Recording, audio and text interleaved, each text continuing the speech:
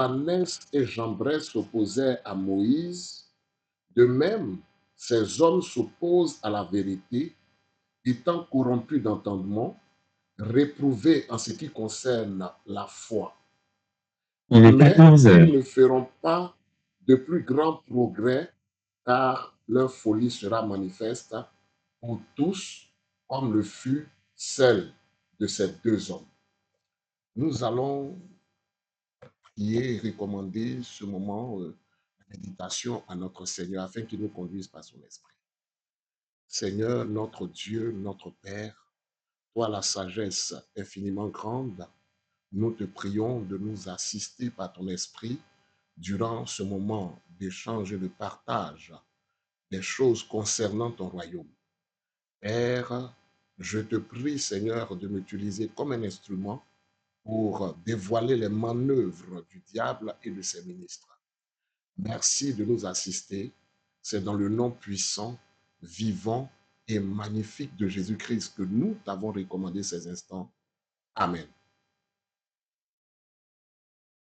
Comme vous le savez déjà, depuis quelque temps, nous sommes en train de dévoiler les manœuvres du diable en rapport avec ses tentatives de discréditation de la parole de notre Seigneur Jésus-Christ, de discréditation de l'existence même de notre Seigneur Jésus-Christ. Et vous savez véritablement que le diable est un antichrist, il est contre Christ et il essaie toujours de combattre la vérité.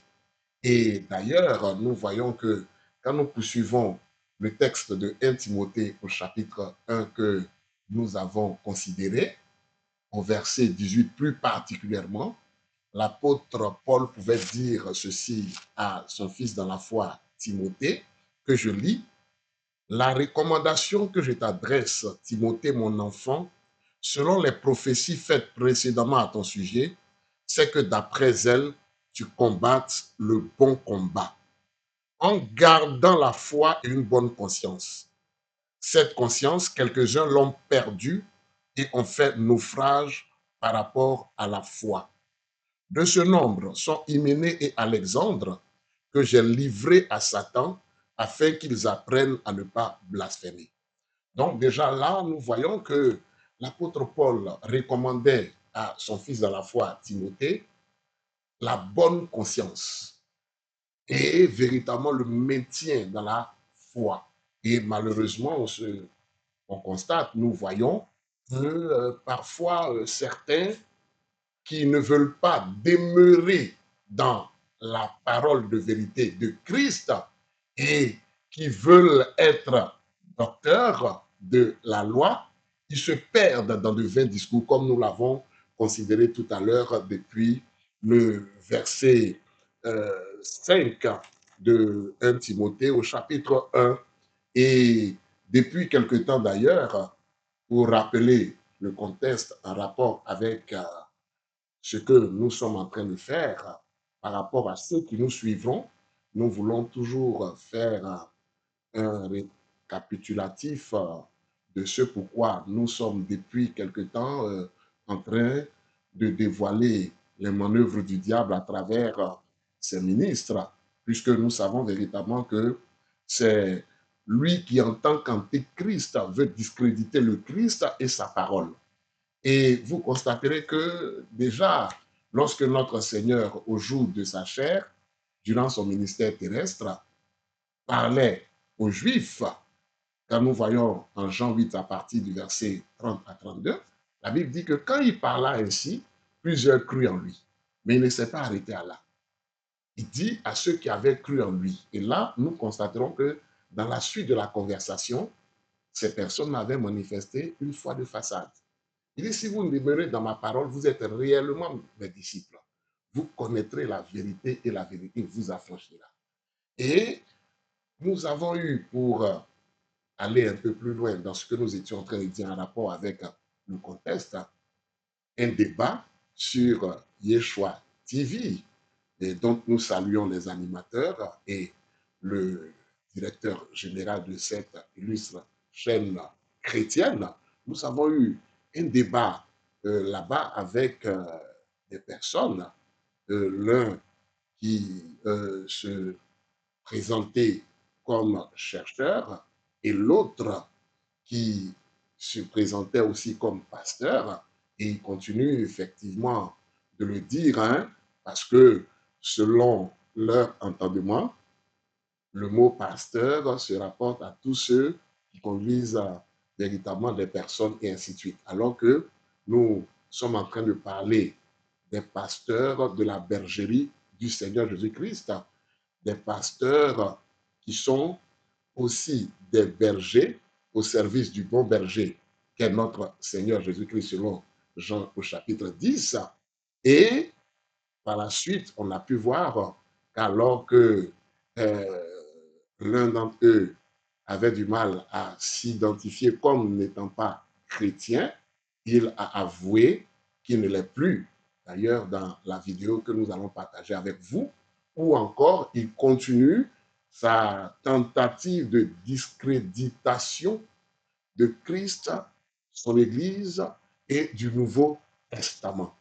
Donc, à ce titre-là, comme nous aussi, nous avons été appelés par le Seigneur, choisis par lui pour exercer un ministère selon Éphésiens chapitre 4 à partir du verset 11, d'édification et de perfectionnement des saints. Et l'apôtre Paul a dit que c'est pour que véritablement les enfants de Dieu ne soient pas flottants et emportés à tout vent de doctrine par la tromperie des hommes. Et vous voyez véritablement que le grand trompeur, c'est le diable. C'est lui qui est le rusé. Et à ce titre-là, l'apôtre Paul pouvait exhorter les frères de Corinthe en 2 Corinthiens au chapitre 11 en disant que de même que le serpent séduisit Ève par sa ruse, il dit que je crains que vos pensées ne s'éloignent à l'égard de la simplicité de Christ. Donc, on peut comprendre dès lors que notre Seigneur a placé les ministères dans le corps, ceux d'apôtres, d'évangélistes, de prophètes, de docteurs et pasteurs, pour que ceux-ci soient aussi des sentinelles, afin véritablement de prévenir le peuple d'une éventuelle tentative ou d'une tentative de séduction du diable. Et c'est dans ce cadre-là qu'en tant que docteur enseignant de la parole du Seigneur, suite au débat et ensuite par une certaine tentative de vouloir continuer dans leur tentative de séduction qui n'a pas marché sur le plateau, nous avons commencé à échanger. D'abord, on a beaucoup mis du temps dans la forme et par la suite, nous sommes en train de continuer maintenant dans les débats de fond. Et c'est dans ce cadre-là que l'un de nos co-débatteurs a fait cette vidéo que nous allons partager avec vous et dévoiler encore les erreurs contenues dans cette vidéo et aussi recadrer toutes les choses selon la parole de Christ. Et nous tenons à dire que nous revendiquons notre appartenance totale à notre Seigneur Jésus-Christ, qui selon 1 Jean chapitre 2, verset 20, est le Dieu véritable et la vie éternelle. Et qui selon Colossiens chapitre 1, verset 15, est le créateur de toutes choses. Et qui selon Jean chapitre 1, à partir du verset 14, est la parole qui est Dieu depuis le verset 1, faite chair. Et nous revendiquons aussi le Nouveau Testament, depuis Matthieu jusqu'à Apocalypse. Et dans ce débat-là, nous allons aussi, par inspiration, utiliser quelques textes des Saintes Écritures pour positionner les fils et les filles de Dieu, que ceux qui sont des ministres du diable tenteraient éventuellement d'essayer de séduire. Nous revendiquons la Bible. Nous croyons que c'est le témoignage écrit de la pensée divine, elle donnée comme héritage en tant que testament aux fils et aux filles de Dieu. Sans plus tarder, Nous allons passer à la vidéo et puis, par la suite, nous allons déconstruire les propos, les propos anti-Christ. Nous allons déconstruire cette tentative de séduction, cette tentative de discréditation du diable par ses ministres. Suivons ensemble et voilà exactement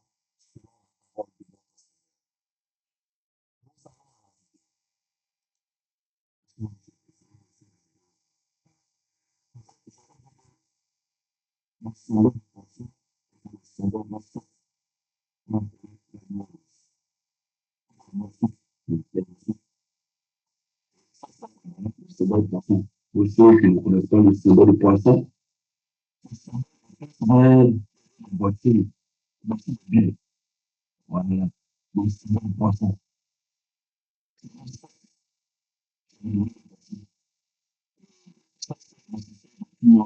L'Antiquité, Jonas a été avalé par un poisson. Le poisson a volé Jonas à Ninive. Nous allons voir à peu près hein, l'image qu'il a présentée hein, ensemble. C'est cette image-là qu'il a présentée pour illustrer ses affirmations. Et nous voyons qu'il s'est référé à la gnose selon ses propos et en montrant que la gnose était une secte qui existait depuis l'Antiquité. Ensemble, nous allons déjà en introduction voir, puisque aujourd'hui, ce qui est intéressant, c'est que en plus de ce que les chrétiens doivent faire comme les juifs de Béret, dont l'expérience est mentionnée dans Actes au chapitre 17 à partir du verset 10, nous avons la possibilité de vérifier les propos tenus, donc les propos historiques. Lorsque quelqu'un se réfère à l'histoire, nous avons cette possibilité de vérifier ce qu'il affirme. Donc, dans l'entame de ces propos, le monsieur qui justement s'exprime a dit que la gnose était une secte de l'Antiquité. Mais ici déjà, quand nous pouvons, ouais, ce sont des choses que nous pouvons vérifier, ceux même qui nous suivent et ceux qui nous suivront, ceux qui suivront cette vidéo, auront la possibilité de taper tout simplement ce que c'est que la gnose. Qu'est-ce que la gnose? Et là, je vais le faire avec vous. Vous voyez, ensemble, on met qu'est-ce que la gnose? Ici, il est dit la gnose, du grec gnosis, qui signifie connaissance, désigne une connaissance supérieure, ésotérique et salvatrice des choses divines. Selon le courant, selon ce courant philosophique et religieux, le salut de l'âme humaine ne s'obtient pas par la foi ou les œuvres, mais par une révélation intime et un savoir secret réservé à une élite d'initiés. Déjà, quand nous lisons l'introduction sur laquelle nous allons revenir, ou si vous voulez la définition, nous pouvons déjà véritablement avoir une idée. Les gnostiques estiment que le salut ne s'obtient pas par la foi. Retenons cela. Quand nous lisons en Éphésiens au chapitre 2 à partir du verset 8, la Bible montre que nous sommes sauvés par la grâce au moyen de la foi. Vous voyez déjà? Donc, il y a une différence parce que dans ses propos, dans son exposé, le monsieur qui a exposé, il voulait faire croire que le christianisme, ou si vous voulez la chrétienté, parce qu'il fait un amalgame hein, regrettable, entre le christianisme et aujourd'hui toutes les branches qui en découlent et la chrétienté. Il n'arrive même pas à faire une distinction entre le système catholico-romain, qui aussi a eu sa religion appelée le catholicisme, et aussi l'Église primitive. Il n'arrive pas à faire une distinction entre ces choses-là, malheureusement, avec des amalgames regrettables. Mais nous allons y revenir par la suite. On va ici avoir une idée. Il est dit que, parce qu'il a parlé d'antiquité, parce que son objectif était d'essayer de faire croire que l'ugnocisme était une secte de l'Antiquité, alors que ce n'est pas correct. Ce n'est pas correct. Le gnosticisme a existé pendant les premiers siècles. Vous voyez?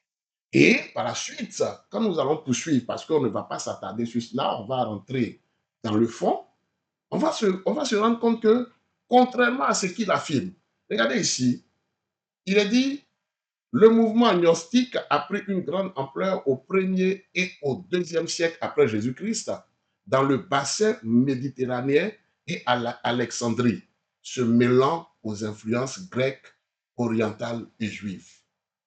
Déjà au moment où l'apôtre Paul exerçait son ministère, les courants gnostiques existaient, mais l'Église du Seigneur se démarquait de cela. Donc, nous voyons que l'un des apôtres, en la personne de l'apôtre Paul, avait déjà dénoncé ce système philosophique. Parce qu'on dit ici que c'est un courant philosophique dans la définition que nous avons lue. Je le lis encore. Selon ce courant philosophique et religieux, écoutons un peu ce que l'apôtre Paul nous dit. Déjà là, excusez-moi que je puisse déjà entrer dans le vif du sujet de cette manière-là, mais je vais aussi apporter les choses selon que je suis conduit. Vraiment, je m'excuse, mais par la grâce de Dieu, nous allons nous retrouver parce que avec ce groupe-là, nous avons, je dirais à la limite, une pensée comme ça, et son acolyte est allé dans ce sens-là, d'examiner ces choses-là pendant 5 ans environ. Parce qu'ils ont affirmé beaucoup de choses, notamment que la Bible est un livre falsifié, que le Nouveau Testament est une invention de Rome. Ils ont affirmé que l'Église est une invention des Romains, que le Christ est une invention des Romains pour exploiter le monde et les évangiles, les épîtres ainsi que les actes des apôtres et l'Apocalypse sont des livres pour endormir la conscience de l'homme afin de mieux les exploiter. Ils ont affirmé que le peuple d'Israël est un peuple de race noire.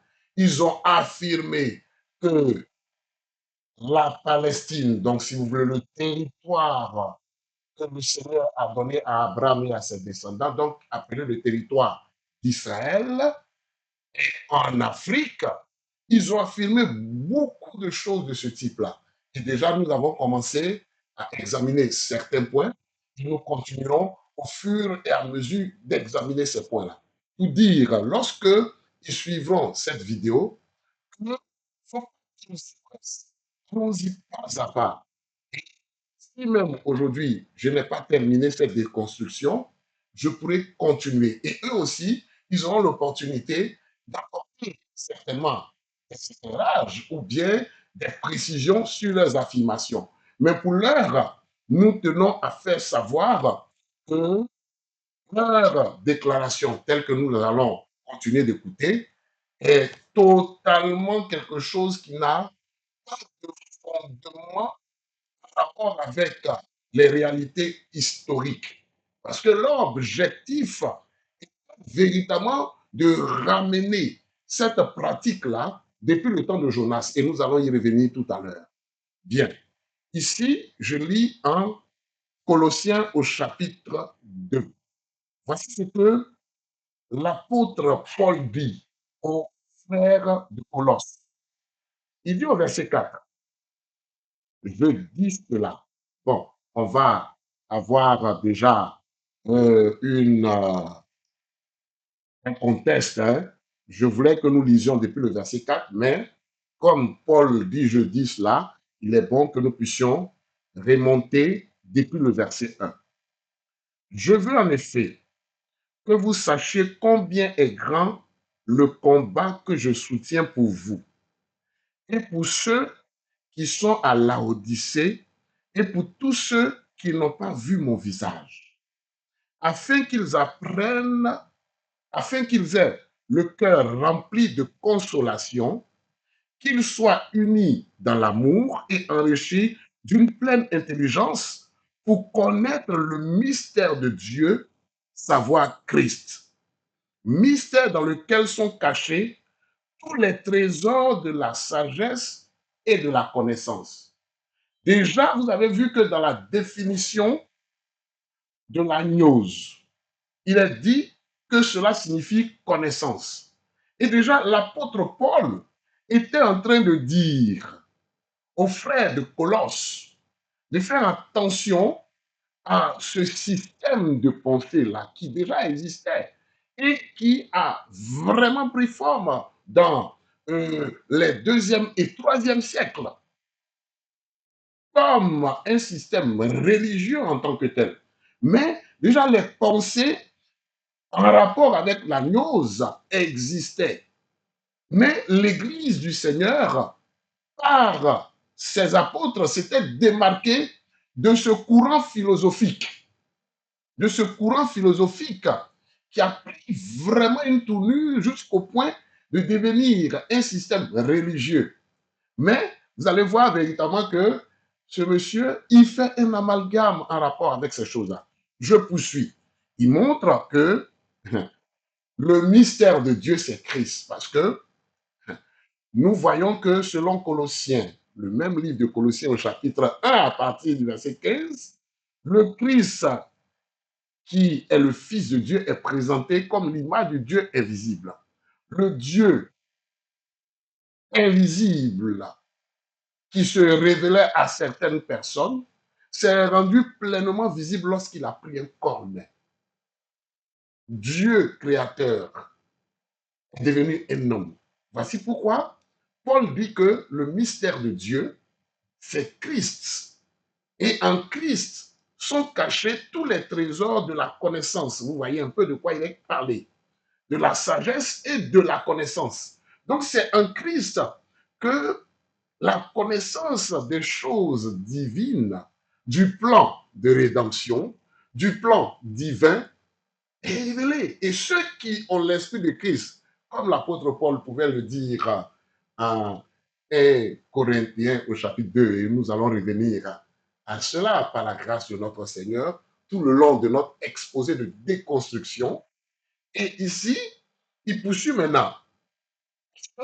Il montre que les enfants de Dieu, les chrétiens, n'ont pas besoin de chercher une autre connaissance que celle qui leur a été présentée à travers les textes sacrés, à travers les saintes écritures. Il parlait de ces choses-là. Regardez ici un peu, il dit, je dis cela afin que personne ne vous séduise par des faux discours. Voyez, certaines versions ont par il dit, ne vous trompe pas de discours séduisants. Ici, il a dit au verset 5, car je suis absent de corps. Si je suis absent de corps, je suis avec vous en esprit, voyant avec joie le bon ordre qui règne parmi vous et la fermeté de votre foi en Christ. Il a parlé d'une fermeté de notre foi en Christ. Mais vous voyez que l'objectif du diable est de toujours emmener les chrétiens, ils tentent d'amener les chrétiens à fléchir dans leurs convictions. Ici, il poursuit en disant, ainsi donc, comme vous avez reçu le Seigneur Jésus-Christ, marchez en lui étant enracinés et fondés en lui, et affermis par la foi d'après les instructions qui vous ont été données, et abondez en actions de grâce. Il poursuit maintenant. Verset 8. Prenez garde que personne ne fasse de vous sa proie par la philosophie et par une vaine tromperie. Donc ici, il est en train de dénoncer les courants gnostiques. Il poursuit en disant, s'appuyant sur les traditions des hommes, sur les principes élémentaires du monde et non sur Christ, car en lui habite corporellement la plénitude de la divinité. Déjà là, on voit véritablement que l'Église s'opposait au gnostisme par les apôtres, parce que l'Église est celle qui, en tant que corps de Christ, la maison, est le milieu dans lequel la connaissance de tous les trésors, la connaissance infinie de la sagesse réside par Christ lui-même. Donc, il faut aller chercher une autre connaissance ailleurs. Et lorsque certains qui sont avides de fables, avides de connaissances, sortent du cas de Christ pour aller chercher une connaissance ailleurs, alors à partir de là, ils font naufrage en ce qui concerne la foi, comme Hyménée et Alexandre. Comme le même apôtre a dit à Timothée, dans son deuxième livre au chapitre 3, à partir du verset 8, ces hommes-là ne vont pas faire de progrès dans la foi. Ils ne peuvent pas, comme Jeannès et Jambres, s'opposer à Moïse. Et on voit que Moïse était celui qui avait reçu pour le peuple d'Israël la révélation du plan de Dieu. Il avait été instruit en rapport même avec les choses concernant la création du monde et toutes ces choses-là. Donc, les enfants d'Israël n'avaient pas besoin de rechercher une connaissance ailleurs. Et aujourd'hui, nous voyons que celui qui avait révélé le plan de création, qui avait révélé tout le plan divin en rapport avec la rédemption, en rapport avec la loi, les ordonnances et tout cela, est venu dans la personne du Seigneur Jésus-Christ. On a besoin de chercher connaissance ailleurs ou encore. Et vous allez voir véritablement que quand quelqu'un est en Christ, il est équilibré. Il peut véritablement avoir une bonne compréhension de toutes ces choses-là. Mais les autres, qu'est-ce qu'ils vont faire? Ils vont s'embrouiller eux-mêmes, comme l'apôtre Paul pouvait le dire. Ils veulent être docteurs de la loi. Et ils disent non, le Nouveau Testament est faux, mais nous comprenons un peu l'Ancien Testament et vous allez voir même que encore là, ils ne comprennent absolument rien. Ils ne comprennent rien et on va aujourd'hui encore le prouver. Que le nom du Seigneur soit béni. On va évoluer dans l'écoute de la vidéo et vous allez voir ce regrettable amalgame et on va aussi constater que cet homme-là, ce monsieur affirme des choses sans fondement, voyez, sans source. Et c'est dommage. On le lit. Pour ne pas dire on l'écoute. Les livres se sont convertis à la prédication de Jonas. Parce qu'en partie, leur Dieu, qui était un poisson, n'a pas pu avaler Jonas. Parce que les gens de Jonas, les gens de Ninive. Regardez, écoutez encore quelque chose. Il dit que leur Dieu, qui était un poisson, n'avait pas pu en partie avaler Jonas. Mais ce n'est pas ce que l'Écriture nous dit. Quand nous allons dans le livre de Jonas, vous allez voir que l'Écriture nous montre que le poisson a avalé Jonas. Et vous voyez que c'est quand même étonnant. Des personnes qui prétendent être des juifs noirs, des personnes qui prétendent être vraiment imprégnées de la pensée divine telle présentée dans l'Ancien Testament, ils titubent encore avec les notions assez claires en rapport avec les livres de l'Ancien Testament. Vous voyez, mais je suis sûr, vous allez constater que jusqu'à la fin de ces 5 ans, est-ce qu'on va arriver même encore à 5 ans? Vous allez voir que même peut-être d'ici un an, ils seront épuisés. Et il y a des pasteurs, ils seront tellement dévoilés, tellement déconstruits, qu'ils n'auront même pas le courage de continuer. Mais continuons déjà avec ce qui est là. Quand nous allons en Jonas, au chapitre 2, la Bible nous dit ceci au verset 1. L'Éternel fit venir un grand poisson pour engloutir Jonas, et Jonas fut dans le ventre du poisson 3 jours et 3 nuits. Verset 2. Jonas, dans le ventre du poisson, pria l'Éternel, son Dieu. Lui dit que le poisson n'a pas pu avaler Jonas. Mais il n'a aucune révélation de cette expérience-là, de pourquoi Dieu a permis cette expérience-là. Voyez? Et c'est le Seigneur lui-même qui a fait venir ce poisson, selon le verset 1. Le Seigneur lui-même. Mais pourquoi a-t-il fait venir ce poisson pour engloutir Jonas, pour avaler Jonas? Mais c'était tout simplement pour que lorsque Jonas allait être vomi, voyez, lorsqu'il allait être, selon le thème, voyez, craché par le poisson, donc le thème qui est mentionné ici au verset 11, c'est le thème vomir. Les Ninivites qui adoraient le poisson allaient voir que, ah, mais un homme qui a pu résister à notre Dieu poisson, donc quelqu'un qui sort du ventre du poisson et qui est prédicateur est censé être un envoyé de leur Dieu. Et c'est pour cela que la Bible dit par la suite qu'ils ont pu écouter la prédication de Jonas. Parce qu'ils ont compris, ils se sont dit que c'était un envoyé de leur Dieu. Parce que le poisson, étant vomissant Jonas, vous allez vous rendre compte qu'effectivement, eux, ils voient tout de suite que c'est un envoyé de leur Dieu. Voici la signification de cela. Donc, lui, il dit que le poisson n'a pas avalé Jonas. Il ne comprend absolument rien de ces choses-là. Voici pourquoi nous nous sommes fondés sur 1 Timothée chapitre 1, à partir du verset 5, pour dire qu'ils veulent être docteurs de la loi, mais ils ne comprennent même pas ce qu'ils enseignent. Mais le Seigneur lui-même a donné la révélation à ses serviteurs authentiques en rapport avec la prédication de Jonas et la repentance de Ninive en rapport avec la prédication de Jonas.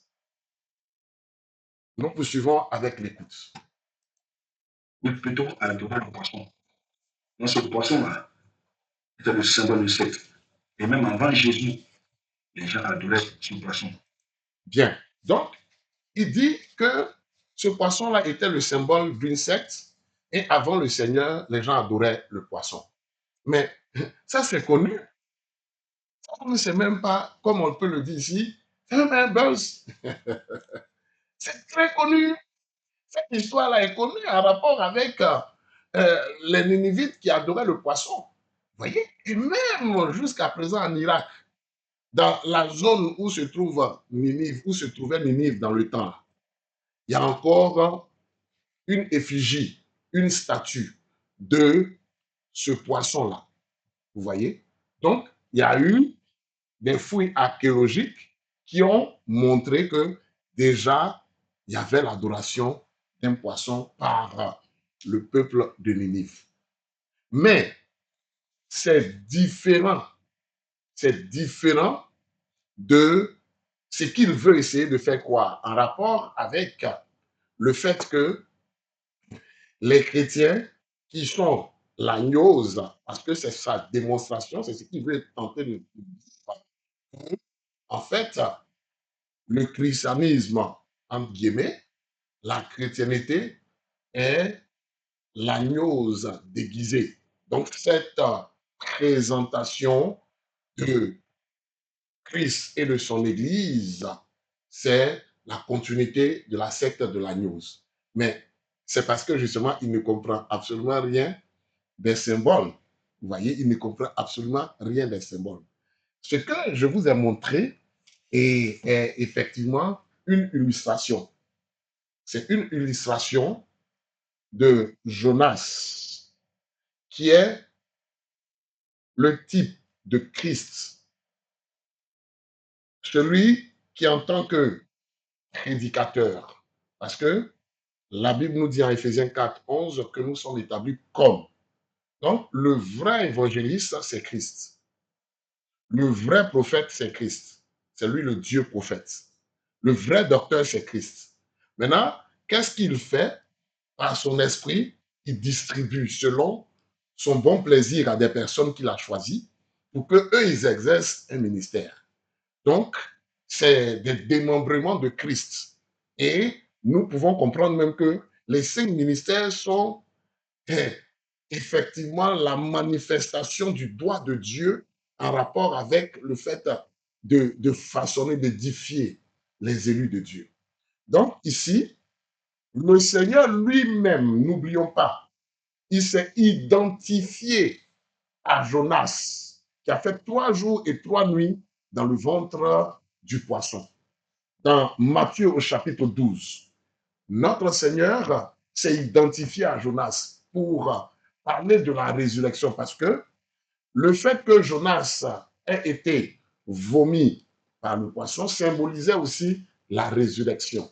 Et le Seigneur, en Matthieu, au chapitre 12, à partir du verset 38, pouvait dire ceci et nous allons lire. Mais lui, il ne peut pas comprendre cela parce que c'est spirituellement qu'on en juge. Il n'a pas l'esprit. Donc, il se débat, comme on le dit, comme un beau diable. Écoutons ici ce que l'Écriture nous dit. Alors, nous sommes au verset 38, Matthieu 12. Alors, quelques-uns des scribes et des pharisiens prirent la parole et dirent, Maître, nous voudrions te faire voir un miracle. Verset 39. Il leur répondit, une génération méchante et adultère demande un miracle. Il ne lui sera donné d'autre miracle que celui du prophète Jonas. Car de même que Jonas fut 3 jours et 3 nuits dans le ventre d'un grand poisson, de même le Fils de l'homme sera 3 jours et 3 nuits dans le sein de la terre. Donc voici cette illustration. Un rapport avec le fait que le Seigneur, qui a été symbolisé par Jonas et qui ressuscita, il va continuer un travail par rapport à la repentance des élus, par rapport à la repentance des hommes de ce monde, à travers aussi les ministères. C'est de cela qu'il s'agit. Donc, on voit que les 4 évangiles présentent le grand évangéliste qui est le Seigneur. Et maintenant, par la suite, on voit les fruits de son travail suite au sacrifice qu'il a accompli pour que par les ministères d'évangile, d'évangélisation, par les ministères d'apostolat, apostolique, il y a aussi des conversions. Voici un peu de quoi il s'agit. Donc, on va revenir à ça bien en détail, s'il vous plaît. Que le Seigneur nous bénisse. On continue avec l'écoute, parce que on va déconstruire, on va replacer toutes choses en ordre, parce que le diable, dans sa ruse, il garde le sujet, mais il présente toujours une autre facette de la pensée divine qui n'a absolument rien à voir avec la réalité. C'est en cela qu'il est séducteur, il est malin, il est rusé. Il l'a fait dans le jardin d'Éden. En Genèse au chapitre 3, remarquez que quand lui vient, il dit, mais Dieu a-t-il réellement dit, vous ne mangerez pas de tous les arbres du jardin? Vous voyez? Donc, il garde le sujet. Et par la suite, lorsqu'il a constaté que Ève n'était pas au clair, parce que, en rapport avec la réponse qu'elle a donnée à ce serpent ancien, elle s'est trompée 3 fois. Maintenant, il montre son vrai visage. Il dit, vous ne mourrez point. Donc, il prend à contre-pied ce que le Seigneur a dit. Le Seigneur a dit, vous mourrez certainement, mais lui, il vient pour dire, vous ne mourrez point. Parce que en Genèse au chapitre 2, à partir du euh, verset 15 jusqu'au verset 16, vous remarquerez à 17, le Seigneur a dit, vous allez mourir certainement. Lui, il vient, il dit, non, vous ne mourrez point. Et c'est cela. Toujours essayer de discréditer la parole de Dieu. Mais nous continuons par la grâce du Seigneur et vous allez voir qu'il y a un amalgame regrettable. Nous poursuivons. Amen. On appelle les gnostiques. Leur caractéristique principale, ils avaient des expériences qu'ils appellent la gnose. C'est-à-dire que leur corps tombait en transe, avoir des visions. Dans sa tentative de faire croire que la chrétienté, c'est le gnosisme, vous voyez, que aujourd'hui c'est une version du gnosisme que les Romains ont déguisé en chrétienté. Il dit, oui, qu'ils avaient des expériences, qu'ils sortaient de leur corps, qu'ils tombaient en transe, vous voyez. Bon, je sais qu'il va se référer à 2 Corinthiens chapitre 12 en rapport avec l'expérience de l'apôtre Paul, mais on va revenir à tout cela et lorsque nous allons aborder la résurrection et tout ça. Bien. Donc, il parle de trans. Dans le christianisme, dans la chrétienté, il n'y a pas de trans. Il n'y a pas de trans. Vous voyez? Il y a le remplissage de l'esprit, mais il n'y a pas de trans. Nous pouvons continuer. Et surtout, parler en langue. Bien. Et ça, c'est le point qu'il a essayé de développer. Il parlait en langue. Bien. Je donne l'occasion, puisque si nous voulons évoluer, il est important que nous puissions quand même toucher à quelques points et puis revenir au fur et à mesure.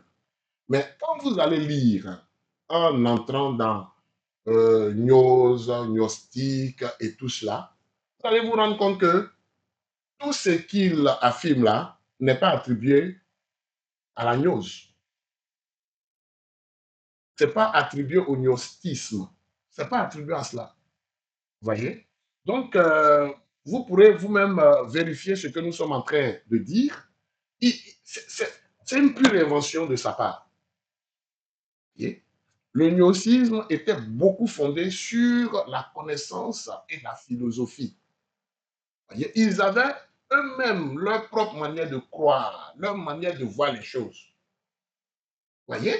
Donc, on a vu un pan de cela. Dans la définition, on a vu cela. Il est en train de parler d'autres choses. Et vous allez voir qu'après, il va parler encore des littéralistes. Quand on va rentrer encore là-bas, vous allez voir que ça n'a absolument rien à voir avec ce que lui, il affirme. Vous pouvez vérifier de vous-même. Franchement, on voit que par la suite, dans son développement, il s'est permis de dire, oui, que le christianisme est une pure invention et qu'on peut certainement ne pas le croire. Mais lui, il a été pasteur pendant près de 30 ans ou pendant 30 ans et tout ça. Mais je commence à comprendre, je vois, si c'est par rapport à ces choses-là que il prétend ne plus être pasteur, mais ça fait pitié. Mais c'est incroyable. Oh là là, nous pouvons poursuivre.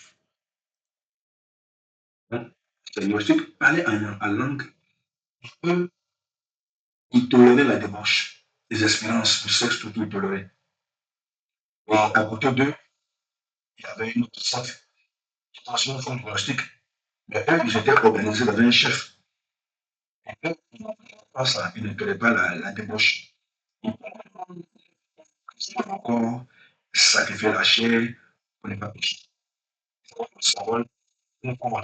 Vous voyez, un homme qui est sur une croix. Voilà. Un homme. Bien, vous voyez que effectivement par la suite, il va les appeler les littéralistes. Il va les appeler les littéralistes. Il va les appeler ainsi.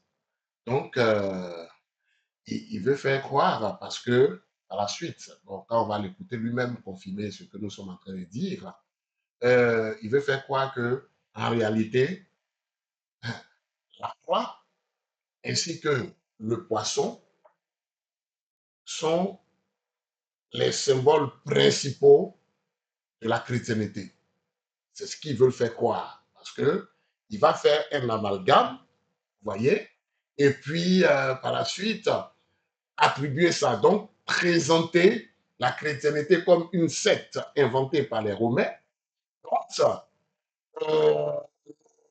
euh, les symboles principaux sont le poisson et la croix. Et par la suite, même, il va dire qu'il y avait maintenant un monsieur sur la croix, et ce monsieur-là, c'est justement Jésus-Christ qui est à la croix. Donc, ce symbole-là des littéralistes en rapport justement avec la croix, et il veut faire croire que ça, c'est une invention et ainsi de suite.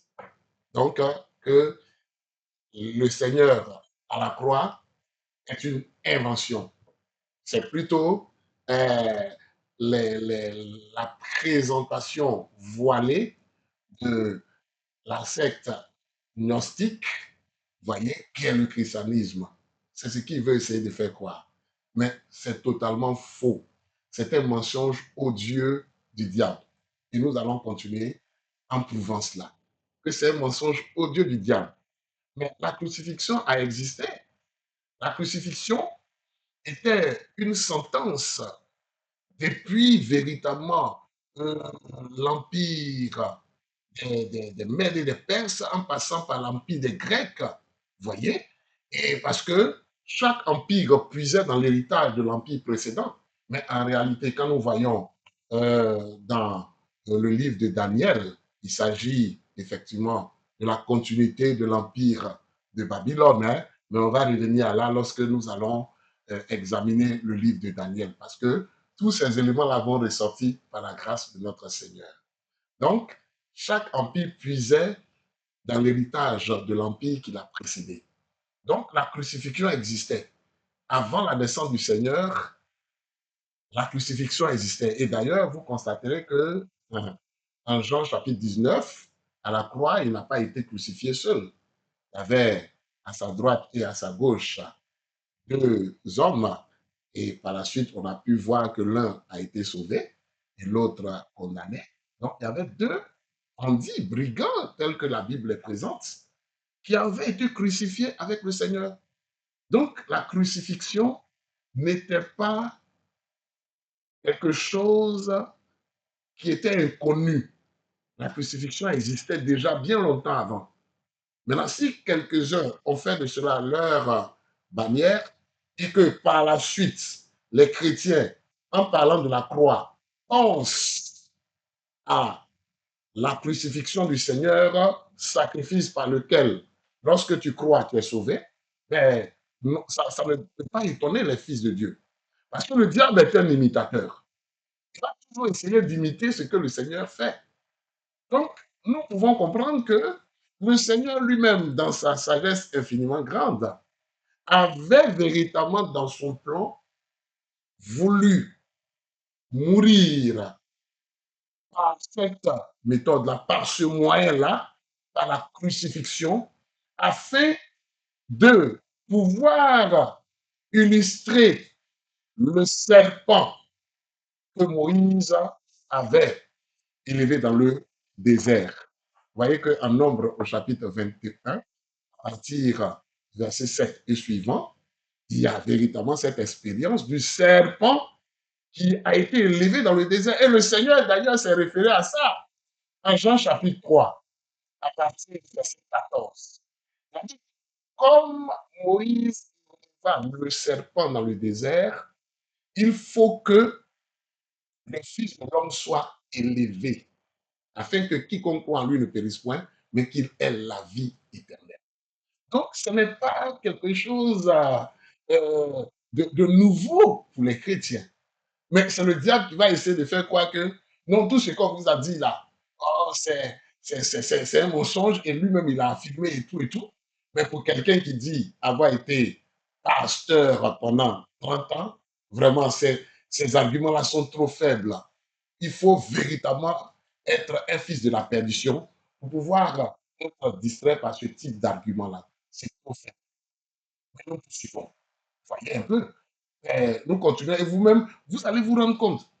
en suivant même la vidéo, pour ceux qui voudront peut-être suivre la vidéo complète, on vous rend compte que c'est vraiment, je dirais, fable venant de lui-même. Parce que son récit, là, vous allez constater que, effectivement, il est allé checker sur des personnes qui se sont levées comme ça, et bon, qui ont fait des amalgames regrettables et tout, et tout. Et puis, bon, il est venu même, il a tout mélangé. Mais je tiens à faire ressortir quelque chose. Euh, vous voyez ce livre-là, Les deux Babylone. Mais dans ce livre, on constate que en rapport avec les divinités grecques, les divinités assyriennes, les divinités romaines, les depuis, depuis Babylone que Nimrod avait dirigé, selon Genèse 10 et 11, pour ceux qui veulent vérifier cela, on voit véritablement que c'est le diable qui essaie de se faire adorer à travers Osiris, les divinités égyptiennes, et tout ça. Là, tout est bien disséqué. Et d'ailleurs, je tiens à faire ressortir un élément que je lis ici. Je ne vais pas, je lis cela provenant du livre. Il dit, le catholicisme s'est finalement révélé être la religion solaire du culte de Mitra sous un déguisement chrétien. Vous voyez? Donc, vous voyez que déjà là, dans ce livre-là, il y a une distinction qui est faite entre la chrétienté et le catholicisme. Maintenant, comme ils ont beaucoup parlé de Mitra, lui-même aussi s'est référé à Mitra, pour dire effectivement que ce sont des choses qui sont connues des chrétiens. Toutes ces choses-là sont connues. Ici encore, je fais ressortir un élément en rapport même avec la déesse Astarté et tout. Donc, vraiment un livre de plus de 500 et quelques pages, vous voyez, avec tous les détails dedans, en rapport avec toutes les divinités humaines et tout. Vous voyez? Donc, c'est peut-être eux qui découvrent ces choses-là, mais les authentiques serviteurs de Dieu sont instruits en rapport avec tout cela. Vous voyez? Dans les détails près. Vous voyez? Mais eux, ils sont là, bon, dans la confusion, je lis ici, figure 42. Le lion de Mitra avec l'abeille dans sa bouche. Vous voyez? Les détails. Symbole de Nimrod et de Baal Bérit. Cérès, mère de Bar, fils, et de Bar, le blé. Le culte du soleil en Égypte. L'image papale de Dieu avec la feuille de trèfle. Donc, il y a tout ça. Voyez. Donc, ce livre-là comporte vraiment tout ce qui concerne les divinités, tout ce qu'on peut appeler sectes, et tout. Des détails sont donnés avec des sources vérifiables à chaque page. Les sources sont là. Vous voyez? Donc, pour dire effectivement que dans même son récit, on ne sait même pas à quoi il s'est référé. Vous voyez? Mais, et puis encore là, un amalgame regrettable. Et vous allez voir que de la même manière que sa compréhension est limitée en rapport avec les choses divines et les réalités célestes et terrestres, vous allez voir que, bon, ce sont vraiment des fables auxquelles il ajoute foi et il se fatigue lui-même, il se trompe lui-même. Il a dit quelque chose. On va poursuivre, Un homme écoutons qui est bien. puni son croix. Voilà. C'est le dieu Osiris Dionysos. Osiris Dionysos. Vous voyez? Donc le symbole de la croix est apparu bien plus longtemps avant même Jésus. Bien. Donc, bien, c'est de cela que nous parlons. Hein. Tout ça même est contenu dans le livre. Hein. On n'a pas le temps de tout regarder, mais déjà, ce sont les faits véritables. Même parfois, hein, je crois bien que ce document-là, ce livre-là, avant, dans les années 2002-2003, je l'avais même téléchargé sur Internet. Vous voyez, il y avait des versions gratuites de ce livre et tout. Donc, on dit effectivement que tout ce que nous affirmons là peut être vérifié. Et aujourd'hui, bon, ces choses-là sont encore plus répandues sur la toile. Ben, ce sont des choses qui sont vérifiables. Ben, quand il dit véritablement que euh, c'était Osiris sur une croix et tout ça, il dit rien de nouveau. Il n'y a rien de nouveau sous le soleil, comme la Bible dit en Ecclésiaste au chapitre 3 à partir du verset 15. Mais le diable en tant qu'antéchrist, qui signifie avant Christ, il va toujours essayer de se faire adorer. Et c'est pour cela que même à travers Osiris, il s'est fait adorer par les Égyptiens. C'est toujours lui. Parce que nous comprenons que à la sortie de Noé et de ses fils de l'Arche, il y a eu véritablement le peuplement de la terre qui s'est fait suite au déluge. Et puis, on a vu véritablement que à travers Nimrod, il y a eu beaucoup de choses qui se sont déroulées. Et vous voyez encore toujours là, Babylone. Nimrod a régné sur Babel. Par la grâce de Dieu, nous allons rentrer dans les détails un jour en rapport avec Nimrod. Tout ça est contenu dans ce livre. Vous voyez, ce n'est pas nouveau. Donc, le diable veut toujours se faire adorer avant Christ. Rappelons-nous que en Ésaïe 14, on a pu voir qu'il a essayé de prendre la place de Dieu. Et le nom Dieu signifie sujet d'adoration. Sujet d'adoration. Il a toujours voulu se faire adorer, occuper la place de son Créateur. À partir du verset 12 et suivant, on voit clairement que l'objectif du diable est de toujours se faire adorer. Donc, il est passé par des divinités et il y avait des gens qui étaient véritablement des adorateurs de, de Satan sans se rendre compte par les divinités des différentes parties du monde, des différents empires. Quand je lis ici, en Isaïe 14 à partir du verset 12, il est dit: te voilà tombé du ciel, ainsi brillant, fils de l'aurore. Tu es abattu à terre, toi le vainqueur des nations. Toujours à travers ces dominations, ces principautés et tout cela. Et ici, tu disais en ton cœur, je monterai au ciel, je lèverai mon trône au-dessus des étoiles de Dieu. Je m'assirai sur la montagne de l'assemblée à l'extrémité du septentrion. Je monterai sur le sommet des nues. Je serai semblable au Très-Haut. Je serai semblable au Très-Haut. Il cherche toujours à être adoré. Donc, s'il y a eu des systèmes religieux, il y a eu des sectes avant la crucifixion, mais c'est parce que justement, il essaie de voler la gloire qui doit revenir au Seigneur. Pour les chrétiens, ce n'est pas nouveau. C'est la raison pour laquelle, quand il s'est rappelé de la signification de ce qu'il donnait aux gens, il a voulu véritablement que l'un des bandits amène le Seigneur à descendre de la croix. Je veux parler du diable. Il a voulu utiliser un des bandits pour demander au Seigneur de descendre de la croix en disant, mais si tu es le Fils de Dieu, sauve-toi et sauve-nous. Voilà, sauve-toi et sauve-nous. Mais s'il s'était sauvé, il n'aurait pas pu nous sauver. Et c'est cette sagesse mystérieuse et cachée que nous prêchons par la grâce du Seigneur. Mais on va revenir à là. Allons-y encore et puis on va voir. C'est le symbole d'une secte. Oui. Alors, l'Empire gréco-romain, voulant unifier son royaume en imposant une seule religion, s'est associé aux libéralistes, qui eux étaient aussi des gnostiques, mais étaient organisés. Non seulement ils étaient organisés, mais eux, ils n'avaient pas les plaisirs sexuels et l'instinct du monde. Ils ne toléraient pas l'ancien sexuel. On va s'arrêter là un instant et puis voir la définition des littéralistes. Regardons ici ensemble.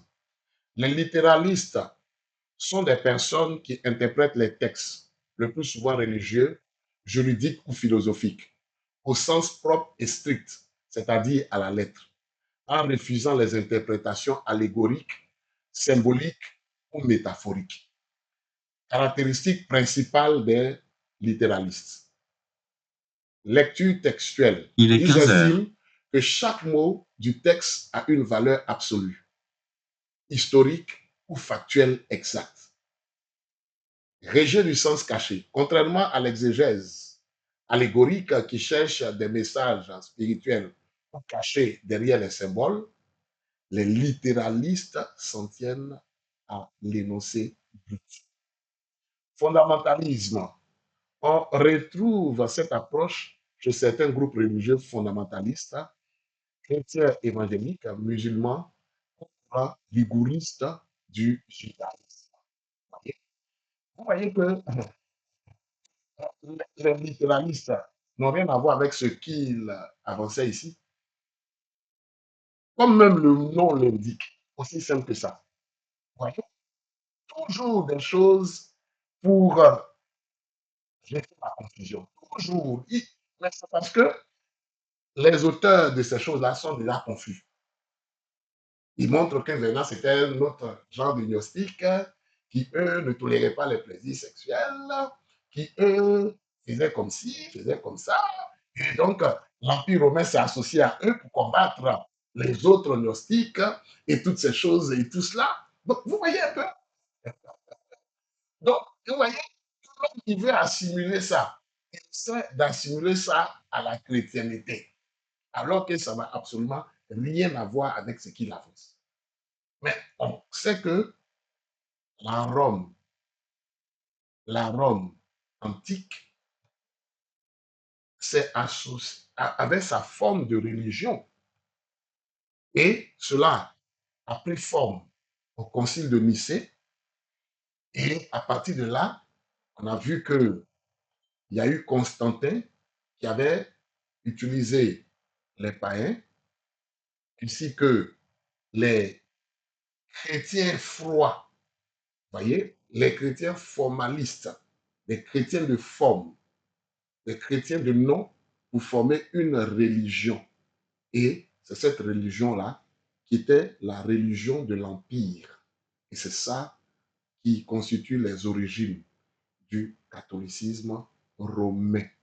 Catholicisme romain. Voici ce que nous pouvons dire à ce sujet-là. Voyez un peu.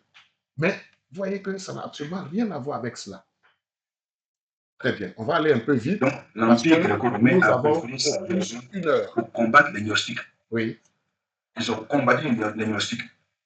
C'est ce que les gens vous font appeler église primitive persécutée. Oh là là.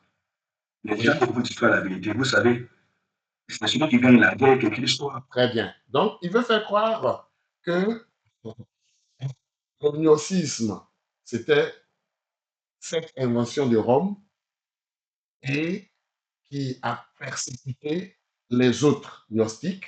Et c'est ce qui a été appelé Église primitive. Mais vous constatez que même dans l'Église primitive, l'apôtre Paul combattait les thèses gnostiques. C'est assez clair. Et c'est comme ça le diable, dans sa manière de faire, utilise ses ministres pour essayer de tromper les gens. Mais les fils de Dieu sont éclairés, ils sont situés, ils sont positionnés par la grâce du Seigneur. Nous terminons avec ce premier point-là. La prochaine fois, nous allons continuer avec le deuxième point en rapport avec le parler en langue, en rapport avec le livre des Actes au chapitre 2 et puis en rapport avec Joël 2 à partir du verset 28. Et là, vous allez vous rendre compte que vraiment, alors qu'il veut se faire passer pour un docteur, il ne comprend même pas la pensée divine parce que c'est spirituellement qu'on en juge. Il faut avoir l'esprit de Christ qui a inspiré les textes bibliques, qui a inspiré les prophètes pour comprendre la pensée de Christ. Il faut avoir l'Esprit de Dieu pour comprendre le langage divin. Et l'apôtre Paul, qui lui a été utilisé par le Seigneur en tant qu'ancien rabbin, un des meilleurs élèves de Gamaliel, il pouvait véritablement classer chaque chose par l'Esprit de Dieu. Terminons avec cette première partie et puis nous allons aborder la seconde et par la suite la troisième une prochaine fois. On termine avec ça en écoutant Voilà. ce qu'il va dire. C'est ça qu'ils appellent Église primitive persécutée. C'est faux. L'Empire gréco-romain s'est associé aux libéralistes pour persécuter les gnostiques. Vous constatez que c'est faux. Et quand ils ont gagné, leur Coran, qui est le symbole de cette religion qu'ils ont créée. Déjà même, quand nous lisons le livre des Actes, on voit qu'il y a des traces de la persécution des Romains par rapport aux chrétiens. Il y a une persécution, ça a commencé déjà là. Et on sait même que tous les apôtres du Seigneur Jésus-Christ sont morts suite à des condamnations romaines. Il y a beaucoup, c'est clair. Mais là, en fait, vous voyez la ruse du diable, l'objectif est de faire croire que toute cette persécution-là, c'était véritablement le fruit de l'association des Romains avec les autres gnostiques qui combattaient justement l'Église primitive. Quand nous regardons aux différentes doctrines de ceux qui l'appelaient gnostiques, la doctrine que les apôtres ont prêchée, donc la doctrine de Christ par les apôtres, il y a une très grande différence. Ça n'a absolument rien à voir avec ce que les premiers chrétiens prêchaient. On va revenir là. Oui, on termine. Il fallait donner un nom. Ils ont pris Jésus. G comme Guillaume, Zeus. Vous voyez? Là encore, même dans sa tentative de démonstration, il s'en va faire ressortir des choses qui sont fausses. Il prend le mot G. Ceux qui ont fait des démonstrations en rapport avec Jésus, en essayant de faire croire que Jésus, là, c'est Zeus. Ils utilisent la lettre J. Lui, il prend G. C'est tellement amusant. Mais on va revenir là. On va revenir là lorsque nous allons aborder la deuxième partie. On va revenir à ces détails-là. Et vous-même, vous allez vous rendre compte. Et comme Grèce, la Grèce, Zeus, c'est Dieu. Non, c'est un Dieu grec.